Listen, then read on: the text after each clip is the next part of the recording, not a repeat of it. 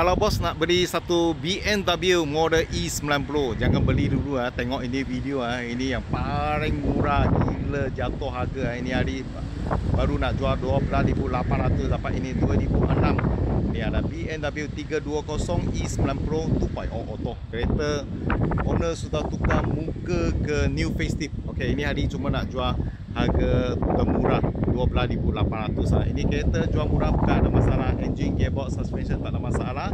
Aircon pun sejuk lagi bawa pun sedap lagi. Okey, sekarang Mr. Lee review ini kereta, kasih bos tengok. Selamat petang bos. Mr. Lee ini hari nak recommend ini gila harga jatuh punya. Ini tahun 2006 ini ada E90 320i 2.0 auto. Okey, ini kereta owner lama sudah tukar muka baru lah.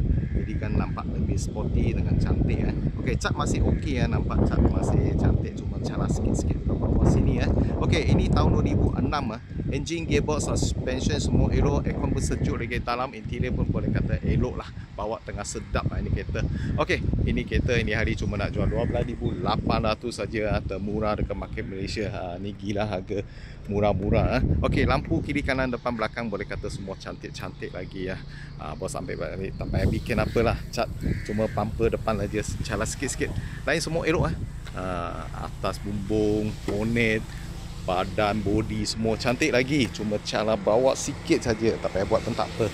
Okey, tahun 2006 E90 320i 2.0 auto. Ini hari cuma nak jual harga termurah 12.800 sajalah, 12.800.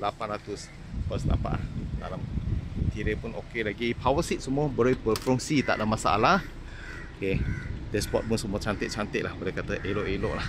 Tapi pintu pun cantik lagi Kalau bos minat ini kereta E90 harga termurah 12.800, datang jumpa misteri. Kereta tengah bawa tengah sedap dengan condition tip top lagi.